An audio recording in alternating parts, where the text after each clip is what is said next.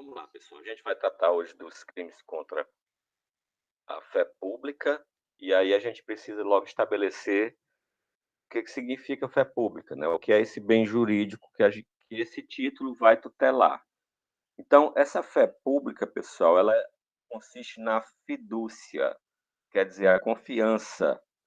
Então, a confiança que se tem no próprio ordenamento jurídico, né? E nas relações sociais. Quer sejam essas relações entre particulares, certo? Ou entre o particular e o poder público. Então, nesse título, essa fidúcia, essa fé, essa confiança, esse crédito que se dá, seria exatamente para essa proteção, né?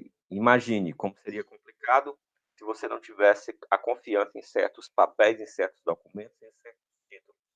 Então, se cada vez que você precisasse se apresentar, o seu RG não fosse aceito, porque ninguém acreditasse nele, certo? Então, é disso que se vai tratar, certo?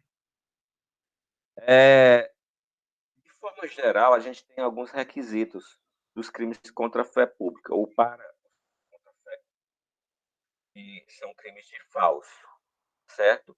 Então, regra geral é que eles sempre se dão de forma dolosa, não vai existir nesse título, em nenhuma hipótese, desse crime na forma culposa, certo? Esse crime se dá com a imitação da verdade, ou seja, com a alteração da verdade ou com a imitação da verdade propriamente dita. Vocês vão perceber que a maioria dos tipos penais trazem falsificar, fabricando ou alterando, ou seja, você fabrica uma verdade ou altera uma verdade. E essa imitação da verdade tem que trazer um dano potencial, ou seja, tem que ser idônea a causar dano, não necessariamente patrimonial, pessoal. Então, essa imitação da verdade tem que ser de tal forma que se possa causar danos, né? Por exemplo, não poderia causar dano algum a falsificação ou a confecção, né, já na modalidade fabricar, de uma cédula de R$ 3, certo? Ninguém aceitaria essa cédula, pelo menos as pessoas, tirando pela teoria do homem médio, né? A média do discernimento das pessoas.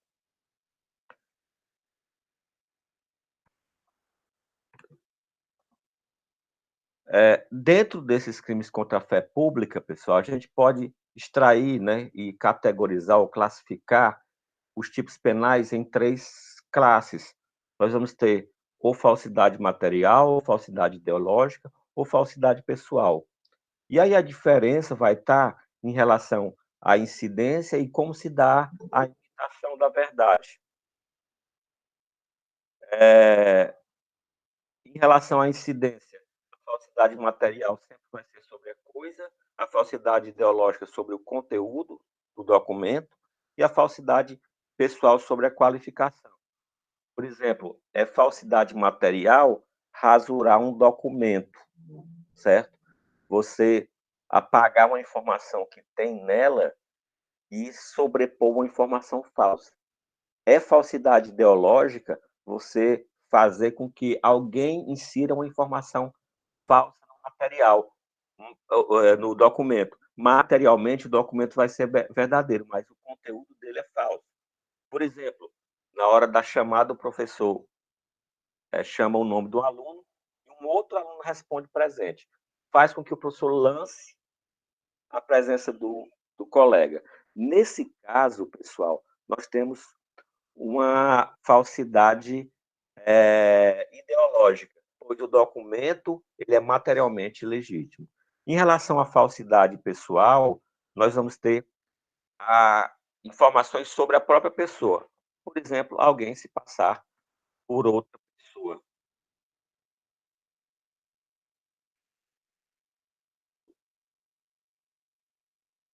Já em relação à imitação à verdade, Professor, Vitória, o link está no WhatsApp do grupo, viu?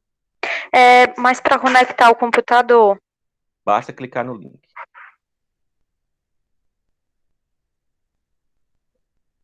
Ok, pessoal, Entendi. voltando. Em relação à falsidade material, quanto à imitação da verdade, né, ela vai se dar por meio de contrafação, alteração ou supressão. Ou seja, a fabricação em si, a alteração da verdade, né, de algo que era verdadeiro, ou a retirada de informações que são verdadeiras. A falsidade ideológica se dá por meio de simulação, ou seja, a pessoa, lembra do exemplo que eu acabei de dar, agora do aluno que responde pela outra frequência? Então, é uma simulação, ele simula que é a outra pessoa.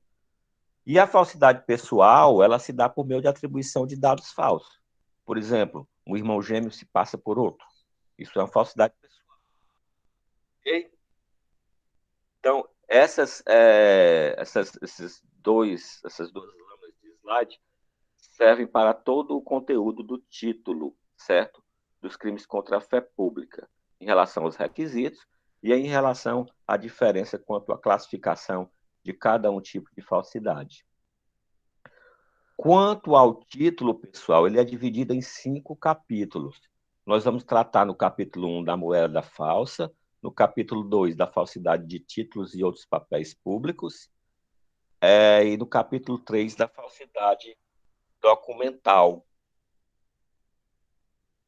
Sendo que no capítulo 4 de outras falsidades é uma coisa meio que residual, né? Então, se não é moeda falsa, se não é documento público, ou aliás, títulos e papéis públicos ou documento público particular, entra no capítulo 4. E o capítulo 5 só tem um artigo que vai tratar de fraude em sertão de penal, que trata das fraudes em concurso público. Tranquilo? Então, vamos dar início ao capítulo 1 do título dos crimes contra a fé pública, falando do capítulo da moeda falsa. Então, nós iniciamos no artigo 289, com o tipo penal que recebe o mesmo nome do título, moeda falsa, que seria falsificar, fabricando ou alterando a moeda metálica ou papel moeda de curso legal no país ou no estrangeiro. Observe, né? Eu disse que acerca da forma da falsificação material se dá dessas duas formas, né? Ou fabricando ou alterando. É exatamente o que a gente tem aqui como meio de falsificação. Então, como meio de falsificação de moeda falsa, a gente tem a fabricação da moeda, ou seja, na sua totalidade ou alteração. E aí, a que se refere? Qual é o objeto material que se refere a essa conduta? Nós temos a moeda metálica ou papel moeda de curso legal, no país ou no estrangeiro. Ou seja, é óbvio que ninguém aqui, né, e até seria meio ilógico a gente visualizar alguém falsificando moeda metálica, né, porque o custo seria muito alto e não valeria a pena, né? Então, a gente analisar aí o crime como empreendedor, né, como empreendedorismo, não teria sentido. Mas o papel moeda a gente consegue visualizar, sim, e todo mundo, com certeza, já ouviu falar de já ouviu falar de moeda falsa, certo? E o que quer dizer esse papel moeda de curso legal no país? Pessoal, o papel de curso legal é a moeda que está no momento vigente. Então, para a gente aqui é o real. Nos Estados Unidos, o dólar americano. Né? Na Europa, nós temos o euro. Então, não seria falsificação de moeda, por exemplo, pegar uma nota de cruzeiro, cruzado, aquelas notas que já fazem parte da história do nosso país, e falsificar, certo? Porque ela não é moeda de curso legal. Esse de curso legal também se refere ao que está disponível em relação a, ao valor nominal da moeda, né? Então, nós temos, por exemplo, cédula de R$ 2, de R$ 5, de R$ 10, de R$ 50, de R$ 100. Então, não é moeda de curso legal, por exemplo, você confeccionar uma nota de R$ 30 ou uma nota de R$ 3. Porque essa moeda não tem curso legal no país, certo? Então, isso vale para o país ou para o estrangeiro, certo? Nós vamos ter no parágrafo no parágrafo primeiro, condutas equiparadas. Mas vou analisar primeiro aqui os elementos do tipo os elementos do caput, né? Então, nós vamos ter como objeto jurídico a fé pública, como sujeito ativo qualquer pessoa e como sujeito passivo o Estado, certo? O tipo objetivo aqui, pessoal, o falsificar, como eu já falei, prevê dois meios, né? Então, os meios é fabricando ou alterando. Eu estou vendo aqui que no slide de vocês tem dois meios de execução falsificando. Na verdade, esse falsificando é fabricando, né? Então, esse fabricando se refere à totalidade, né, da confecção da moeda, enquanto que alterando se dá quando a moeda ela é inicialmente original e aí, a partir daquela moeda verdadeira, alguém altera. Por exemplo, você pega uma moeda de R$ 2, uma cédula de R$ 2, e aí por algum utiliza produtos químicos, né, como solventes, e aí apagam o valor da tinta da moeda, deixando só o papel. E aí imprime em cima desse papel R$ 100, né? Você aproveita o papel verdadeiro, você aproveita os mecanismos de segurança da moeda, né, como aquela fita de segurança, marca d'água, né? Então, essa é uma modalidade de alteração.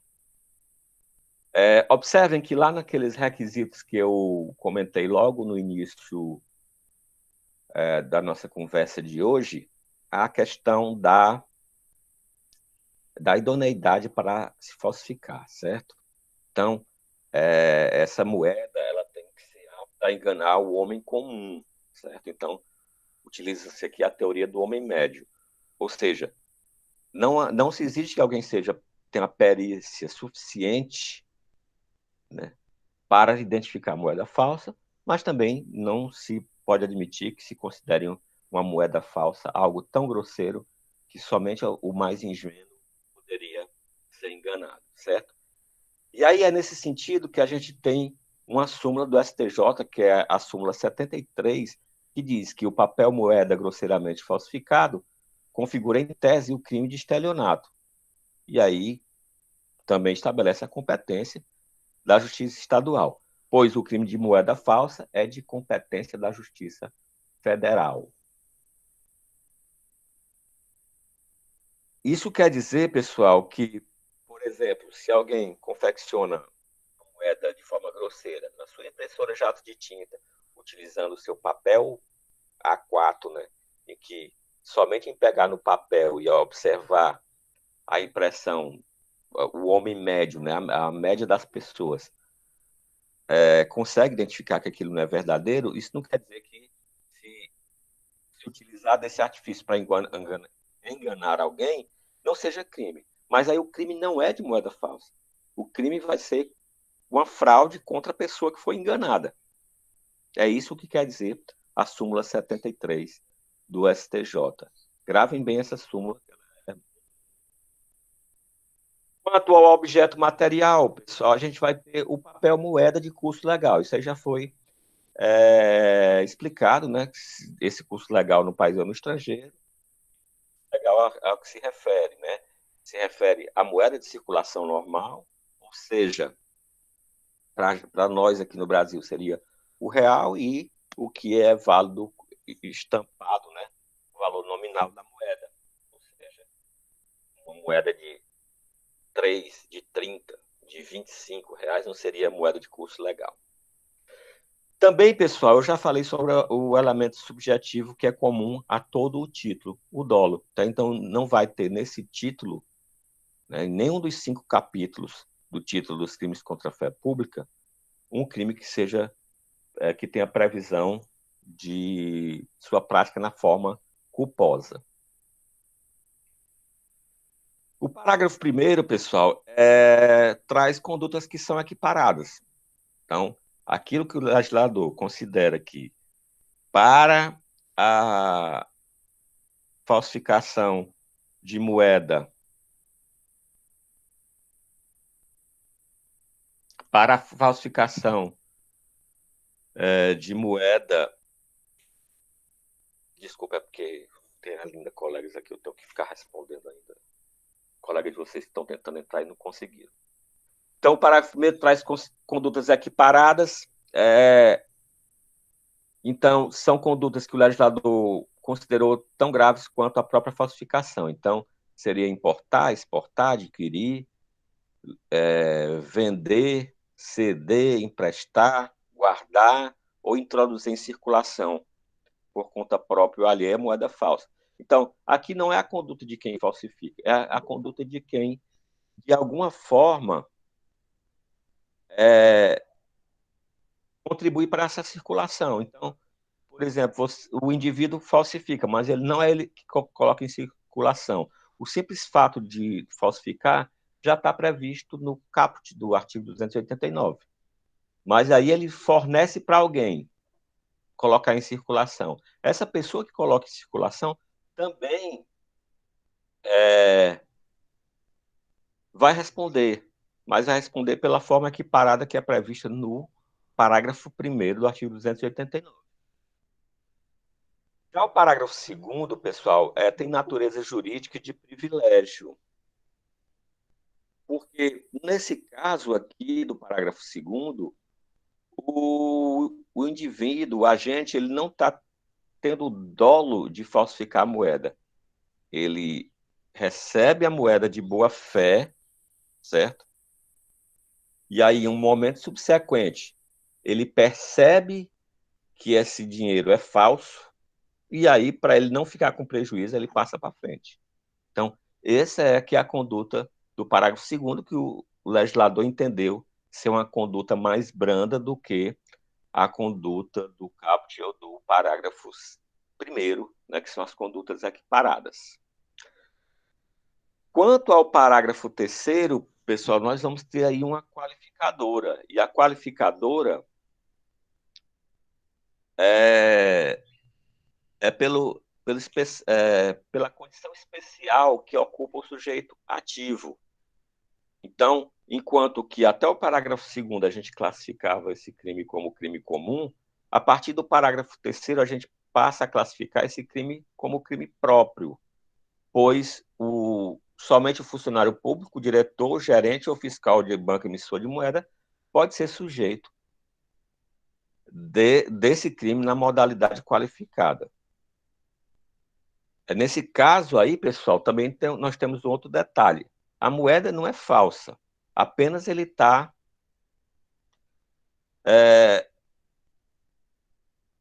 ele não segue o que determina as normas, né? Então, por exemplo, é fabricada a moeda em excesso, ou coloca em circulação antes do momento que ele estava autorizado a circular, certo? Mas essa moeda, efetivamente, ela não é falsa. Se alguém entregar para um perito e ele fizer a perita, ele vai constatar que a moeda é verdadeira, certo? Então, detalhe desse parágrafo 3º. Que também, né, temos a equiparação do parágrafo 4º, que é exatamente também dessa situação de crime próprio e que se refere à moeda verdadeira, né? Segue a mesma lógica do parágrafo 3º. Tranquilo? Seguimos adiante. Em seguida, pessoal, nós vamos ter o artigo 290, chamado Crimes Assimilados ao de Moeda Falsa. Aqui também nós não vamos ter uma moeda falsa, certo? Se a gente observar a redação do artigo 290, a gente vai observar que nós vamos ter fragmentos de cédulas verdadeiras e que são montadas formando uma nova cédula. Então, o artigo 290 traz formar cédula nota ou bilhete representativo de moeda com fragmentos de cédulas, notas ou bilhetes verdadeiros. Certo? É a primeira conduta. Observem que, enquanto no artigo anterior nós tínhamos um tipo misto alternativo, aqui nós temos um tipo misto cumulativo. Observem que, até aqui, a leitura do artigo é uma conduta, em seguida temos uma nova conduta, suprimir em notas, cédula ou bilhetes recolhidos para o fim de restituí-lo à circulação, sinal indicativo de sua utilização. Então, se aquela moeda, mesmo que ela esteja íntegra, né, ela não é um fragmento, mas ela recebeu de alguma forma um sinal, uma marca, para ser recolhido.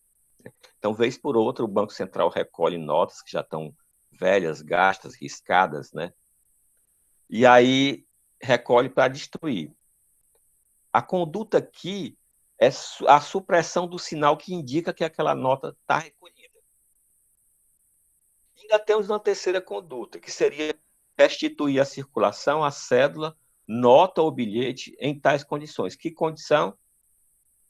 A condição da conduta anterior, ou seja, ela tinha um sinal dizendo que ela deveria ser recolhida, o indivíduo retirou esse sinal, praticou a segunda conduta do caput do 290, e aí uma terceira pessoa restitui a circulação à cédula. Certo? Então, nós temos aqui aquele que suprime a nota, cometendo a hipótese segunda, e aquele que restitui a circulação à nota que teve sinal suprimido na terceira hipótese do caput do artigo 290. E nós vamos ter também, aqui, pessoal, da mesma forma que nós tivemos no anterior, uma qualificadora em condição da posição que ocupa o sujeito ativo. Então, se aquele que comete essas três hipóteses do artigo 290 caput, ele é funcionário que trabalha na repartição, o dinheiro se achava recolhido, por exemplo, do Banco Central, ou nela tem em fácil ingresso em razão do cargo, e aí, por exemplo, a gente pode colocar aqui nessa situação um funcionário terceirizado, né, que consegue ter acesso ao local onde é. E aí, esse, essa qualificadora vai se dar em relação dessa posição que ocupa o sujeito ativo.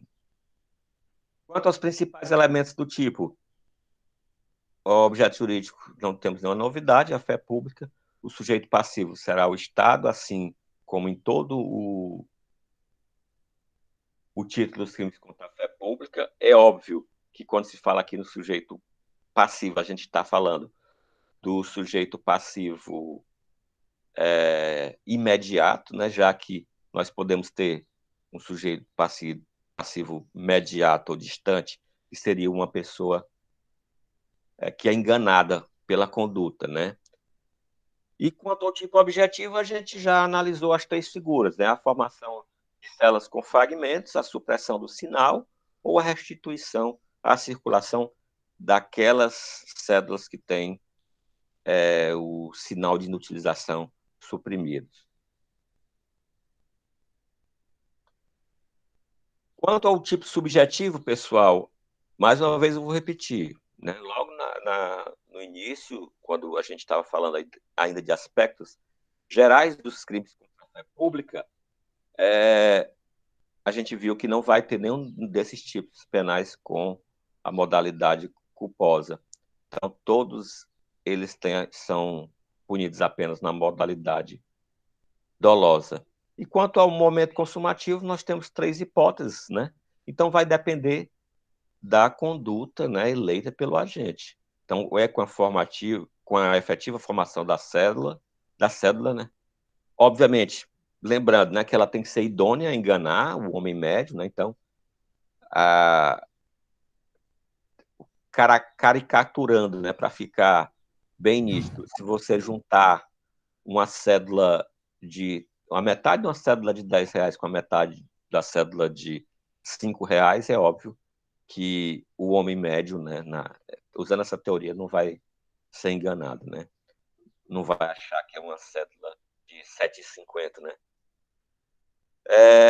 E aí as outras condutas, né, com o desaparecimento do sinal, se a conduta é a supressão, e a questão da terceira hipótese, com a própria circulação, né? Colocar para circular a moeda sem o sinal de supressão. Quanto à tentativa, as três admitem, né? Então, são três condutas que são plurissubsistentes, né? Então, a gente pode perfeitamente visualizar que a fase de execução pode ser fragmentada, né? Então, a gente tem aí a questão tentativa. Assim como no artigo 289, a competência da Justiça Federal. Lembrando, né, pessoal, o comentário que eu fiz acerca da súmula 73 do STJ, que diz que a falsificação grosseira de papel moeda, em tese, não vai configurar o crime de moeda falsa, mas o de estelionato, esse de competência da Justiça Estadual. Dando sequência, pessoal, a gente tem o penal de petrechos para falsificação. A gente aprendeu, é, a gente aprendeu que o legislador ele estabelece que as punições das condutas partem da fase de execução do crime. Acontece que, em algumas hipóteses, o legislador elege condutas que são meros atos preparatórios para punir também. É o caso do artigo 291. Se a gente fizer a leitura do 291, fabricar, adquirir, fornecer a título oneroso ou gratuito, ou guardar maquinismo, aparelho, instrumento ou qualquer objeto especialmente destinado à falsificação de moeda, isso nada mais é do que um ato preparatório para a falsificação de moeda. Então, o simples fato de um indivíduo, né, fabricar, adquirir, fornecer, possuir ou guardar qualquer objeto destinado à falsificação de moeda já é crime, certo? Não importa se ele falsifica ou não. Se ele falsificar, aí será o crime do 289, falsificação de moeda, que vai absorver o 291, o P3 para falsificação, pois a conduta de ter, por exemplo, a impressora, o papel, a tinta, passa a ser ato preparatório do 289. Então, o 291 ele só vai ser aplicado se não houver efetivamente a falsificação da moeda. Quanto aos sujeitos, é crime comum contra o Estado, então o sujeito passivo é o Estado. Mais uma vez, é tipo misto alternativo. Observando, né, pessoal, que algumas condutas, vou voltar aqui, a gente vai ter classificação do crime como instantâneo e algumas condutas como permanentes. Por exemplo, adquirir, fornecer é instantâneo, mas possuir ou guardar é permanente. O objeto material é o maquinismo, o aparelho, o instrumento, qualquer objeto, por exemplo, o papel, a tinta, certo? Que tenha esse propósito de falsificação da moeda. E, sendo repetitivo, né, quanto ao elemento subjetivo, temos aqui o dolo. Quanto ao momento consumativo, né, são vários verbos, então nós vamos ter aqui vários momentos distintos a depender de como o agente elege para a prática, o verbo, né, para a prática do crime. Mais uma vez, lembrando aí que alguns deles classificam o crime como permanente, outros como crimes instantâneos. E lembrando também, né, pessoal, que se por um acaso o indivíduo falsifica, ele vai responder por falsificação, certo? Então, o 291 ele é subsidiário em relação ao 289. Ele vai ser absorvido sempre que houver a prática da falsificação.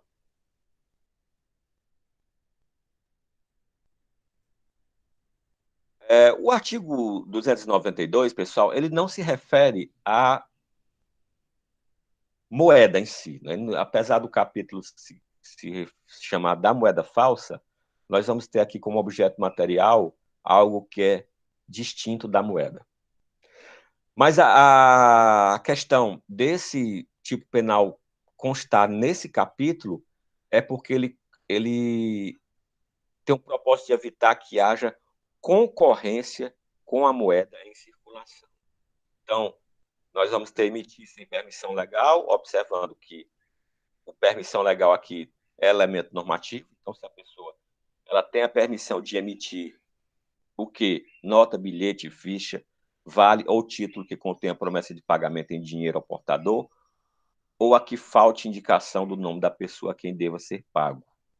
Então, o objeto material aqui, o tipo penal é claro, e a conduta é também clara de emitir, observando a questão do objeto, do elemento normativo. Então, a gente tem como exemplo aqui, por exemplo, nota promissória, né?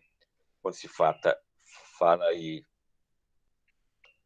título que contém a promessa de pagamento, né?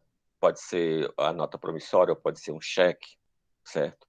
Então, os bancos têm permissão legal para a emissão desse documento cheque que tem uma promessa de pagamento, certo? Obviamente, outro tipo de estabelecimento não tem. Então, é disso que trata o artigo 292, objetivando não se criar uma concorrência com a moeda legal de circulação.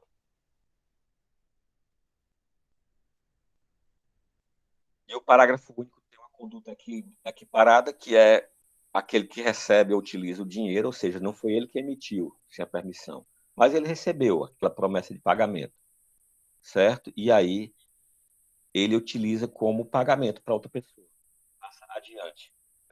Então, eu recebo uma promessa de pagamento de A e eu, como B, passo para C. A incorre na conduta do artigo 292, não tendo permissão, emitir o bilhete, ou o vale, ou o título, contendo a promessa de pagamento, e eu não emiti, mas eu passei adiante. Eu utilizei como dinheiro, passei para o indivíduo.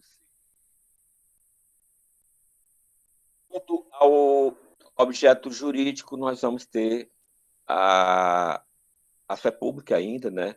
Então, como eu já disse, especialmente no que se refere à proteção da concorrência com a moeda de circulação, né? Isso poderia trazer sérios problemas para a economia, sendo que é crime comum praticado contra o Estado, que é quem é titular do bem jurídico fé pública.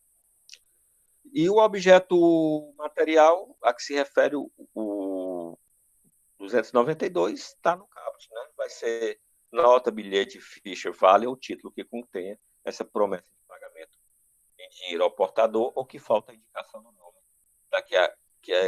a quem deva ser pago.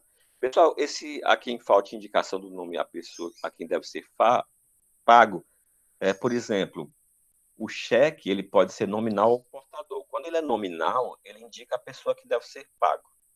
Só para vocês visualizarem o que é isso. Né? Então, se não há indicação da pessoa que deve ser pago, é ao portador. Qualquer pessoa vai no caixa e saca o dinheiro. Quando há indicação da pessoa, só aquela pessoa pode sacar o dinheiro, a não ser que ela endosse para outra pessoa. Ou seja, ela transfira, né, essa titularidade desse direito para outra pessoa.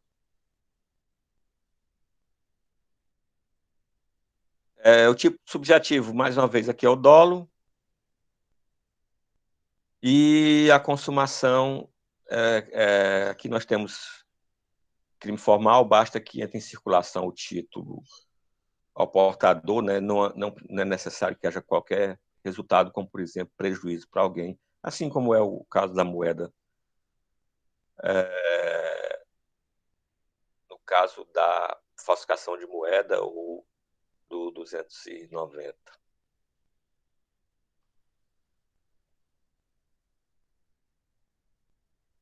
Pessoal, para não ficar muito cansativo, né, já visto que a gente já está há quase 45 minutos comentando, eu vou parar agora aqui meus comentários. Então, a gente, no próximo encontro, parte do capítulo 2, falsidade de títulos e outros papéis públicos, certo? E aí fica aberto aí para quem tiver alguma dúvida, né? E podem fazer por microfone, ou eu vou lendo aqui do chat, né? Eu tenho uma. Opa, fale, Lívia, né? Se alguém recebe essa nota falsificada como boa-fé e, para não ficar no prejuízo, passa à frente, comete crime, Sim. mas o juiz pode conceder perdão judicial ou não? Não há previsão para perdão judicial. Na verdade, quem recebe de boa fé e passa à frente a moeda,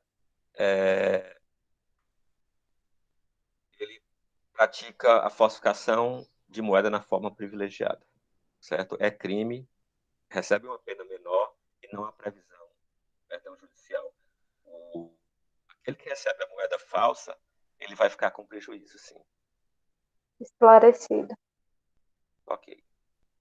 O Ian está perguntando aqui se pode aplicar o princípio da insignificância bagatela em caso de falsificação de moeda. Não pode. Crime de moeda falsa, certo? O que está em jogo aqui é a fé pública. Tanto faz falsificar uma moeda de 1 centavo, certo? Como uma cédula de R$ 100. O crime já está consumado. Não há aplicação de princípio da insignificância para o crime de moeda falsa. E também pergunta aqui, cabe arrependimento posterior para o crime de falsificação de moeda? Arrependimento posterior é, é instituto lá da parte geral, né? Então cabe para toda a parte especial, certo? Agora, é difícil a configuração, né? Porque como é um crime formal e basta haver a circulação, o crime já está curado, vai ser uma coisa complicada da gente configurar, mas em tese, né, não teria por que não caber. A Carolina pergunta, no caso de alguém se passar por outro, colocando o nome em uma prova, qual o tipo de falsidade? Pessoal, nesse caso, a falsidade aí, ela é ideológica, né? Ele vai estar falsificando. Na verdade, a falsificação aí da prova é material, né? E se passar por a pessoa, se fosse só, vamos lá, vamos fragmentar a pergunta. Só se passar pela pessoa é pessoal, certo? Se essa pessoa faz com que alguém coloque uma informação falsa em um documento, por exemplo, a, a Carolina faz o caso de um aluno.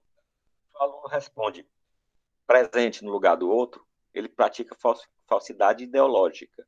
Ele está fazendo com que o professor lance uma informação falsa num documento. E se ele escreve a prova por outro, ele pratica falsidade material, certo? Ele está falsificando a prova. Vejam só, como é que como é que facilita a identificação se a falsidade é pessoal, ideológica, material?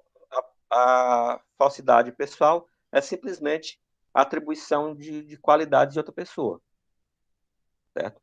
Eu me apresento com outro atributo, com dolo de enganar alguém. Se tiver, por exemplo, o ânimo jocante de fazer uma brincadeira, certo? Ou isso não ou o ânimo aí foi, eu menti minha idade. Isso não é crime, obviamente. Quanto à falsidade ideológica e material, você verifica o seguinte: se eu apresentar o documento para um perito ele é capaz de identificar. Se ele for capaz de identificar a falsificação, é material. Se ele não for capaz de identificar a falsificação, é ideológico. Se eu pegar, imprimir meu mapa de frequência e lá tem uma presença registrada de alguém que respondeu por outro aluno, o perito vai, e eu entregar esse mapa de frequência, o perito vai ser capaz de identificar? Não. Então, a falsidade ideológica. Mas se eu entregar a prova feita por um aluno, de um aluno feito por outra, para um perito, ele é capaz de identificar?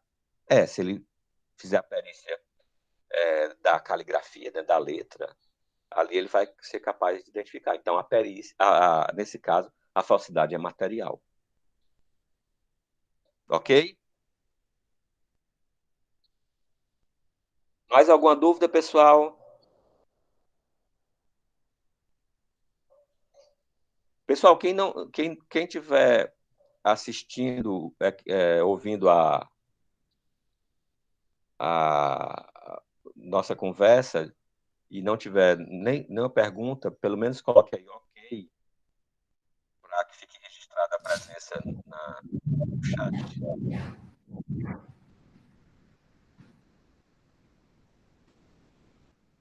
Eu vou, nesse momento, interromper a gravação. Ela vai ficar disponível no ambiente aulas, certo? Essa nossa conversa de hoje.